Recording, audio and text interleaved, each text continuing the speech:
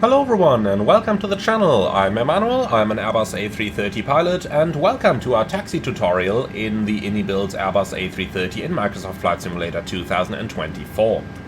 We've just already completed our engine start and the after start procedure. The after start checklist is red, the clear signal is received, and the flight controls have already been checked, but we will talk about them again during the actual procedure.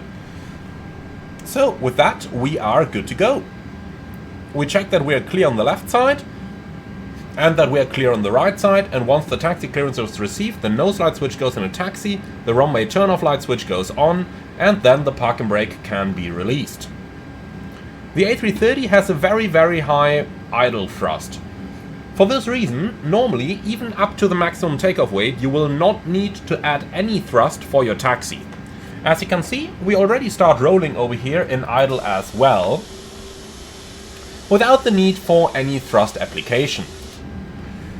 When we first start to roll, we are going to do the brake check by gently applying the brakes and then verifying that we don't see any brake pressure on the triple indicator.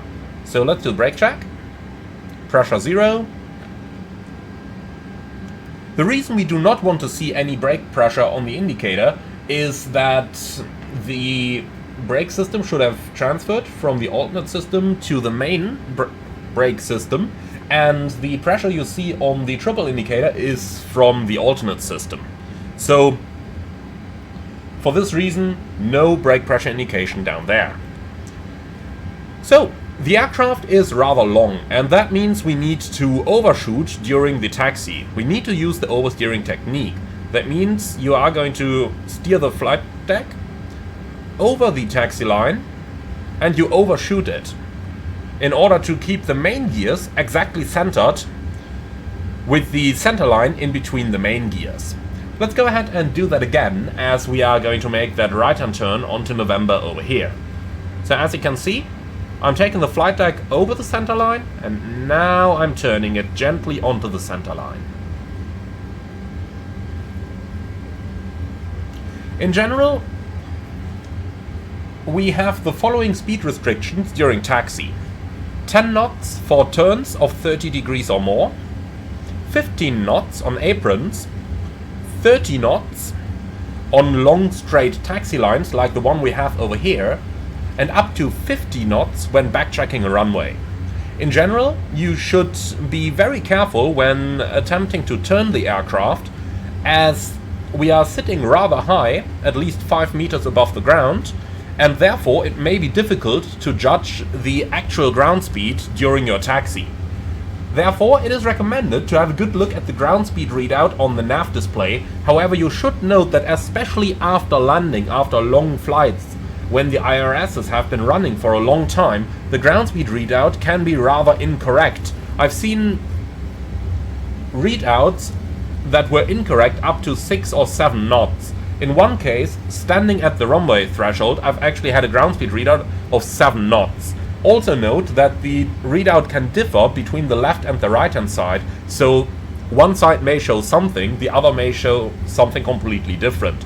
If this happens to you, well, have a good look outside and take a good guess what your actual ground speed is. Experience will eventually teach you how to deal with the ground speed properly and how to judge your speed without looking at the ND, even though you should always take the nav display readout into account.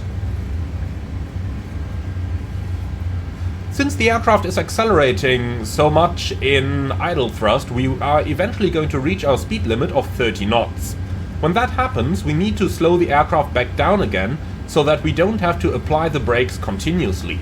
The A330 is fitted with carbon brakes, and carbon brakes have the unfortunate feature that they wear down based on the number of brake applications, but not based on the strength of the brake applications, unless you really just use a tiny bit of brake application but continuously, and that for a longer time. For this reason, the proper technique of taxiing the aircraft is to keep it in idle, let it accelerate up to 30 knots, and then you brake it back down to 10 knots and let it accelerate again. That way you can nicely and smoothly keep your brakes cool. In general, we want to minimize the number of brake applications used during the taxi.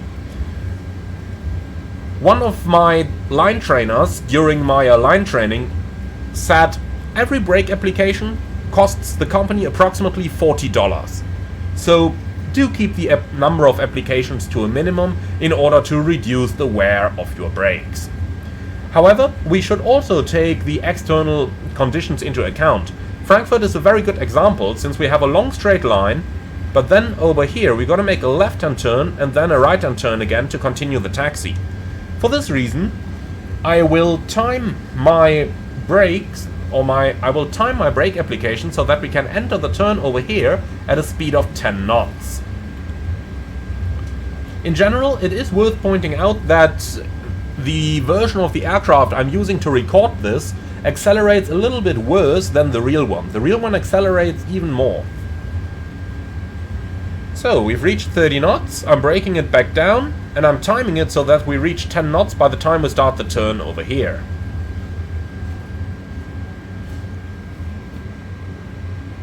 Alright, let's go a tiny bit below 10, so that we don't go above them, or so that we don't go above 10 while we're actually within the turn. And here we go. Now, let's go ahead and practice a little bit of a tighter turn. Let's go all the way here. Again, we are using the oversteering technique, and then a gentle tiller input to get us back onto the center line. If you're doing a really tight turn, the aircraft has a tendency to lose speed rapidly. You have to counter this by applying a little bit of thrust, and you can use asymmetrical thrust very well on the A330, but beware that you shouldn't go above 40% N1. So let's turn to the right over here. Brakes to get the speed down below 10. Something like 8 or 7 normally works rather well entering the turn. And this time, look at the ground speed as we are doing a rather rapid turn over here. You can see how the ground speed quickly starts to reduce, and if you stop the aircraft in a turn like that, you will need an immense amount of thrust to get it moving again, endangering anything that might be behind you.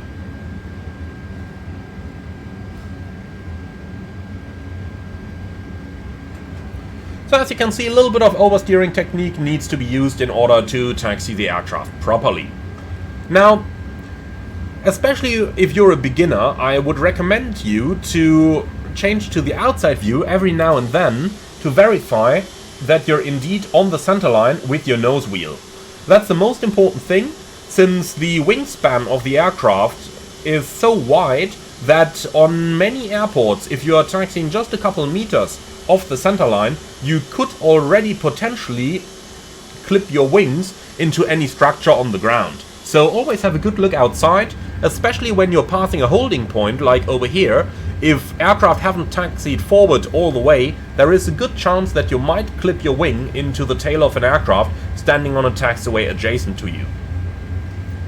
In general, if you have the correct seating position and you align the center line with the area between the nav displays, that normally works pretty well.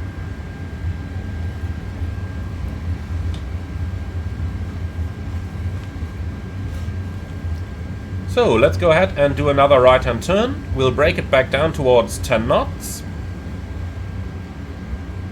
And then we can enter the turn over here.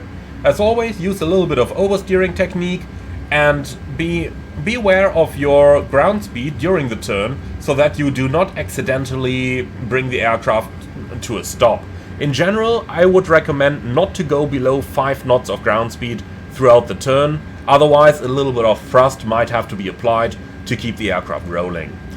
If you do a tight turn of 90 degrees or more, it is recommendable that you apply a little bit of thrust on the outboard engine to aid the aircraft around the turn.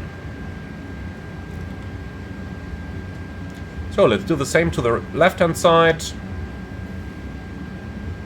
You can see oversteering technique is used. Let's have a look at what that looks like from the outside.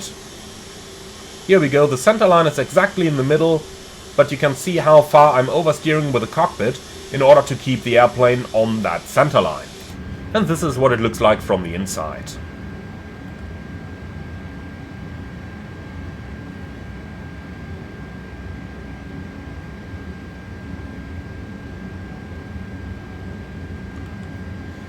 if you intend to run the flight control check during the taxi, you should do it at a speed of 10 knots or less. And remember that the airplane will continuously accelerate even at maximum takeoff weight, so be sure to time your flight control check appropriately. Also ensure that the auto brake is still off when the flight control check is conducted, since under certain circumstances the auto brake could accidentally trigger during the flight control check and bring the aircraft to an abrupt halt, potentially injuring any cabin crew that might be standing in any of the aisles. Now, once the flight control check is completed, we can run our taxi flow pattern. The taxi flow pattern starts over here by turning the auto brake to max, moving down to the transponder, verifying that the correct squawk is set and that the correct settings have been made, most notably TCAS above, transponder mode selector auto, altitude reporting on. Moving to the left, we select the weather radar to the system of the pilot flying side, and we turn on the predictive wind shear system. Last but not least, we press the takeoff config push button so that the takeoff config normal shows up here. When that is completed and the cabin ready signal has been received and cabin ready shows on the ECAM, we can go ahead and run the taxi checklist. We are approaching the runway and we are instructed to hold short of the runway. Now you've got a cutoff angle of about 18 meters in front of the aircraft. For this reason, you really want to taxi the aircraft until the hold short line is going just about below your glare shield panel, and if we now have a look at this from the outside, you can see that we still have a couple of meters remaining to the hold short line.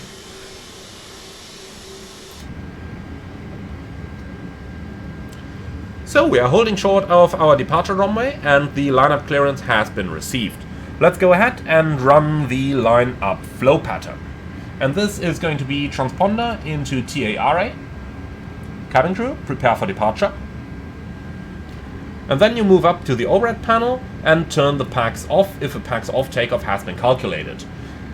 You need to turn the packs off at least 20 seconds prior to setting takeoff thrust. So that's very important. The pilot flying is going to turn on the strobe light, and then we can commence the lineup, confirm our runway. So we've got runway 18 with intersection November.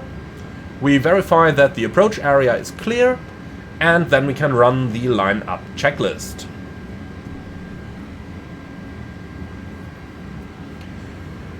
When lining up on the runway, there are different opinions from pilots on how to conduct the lineup. Airbus advises you to do an acute angle of 90 degrees in order to use the least possible runway.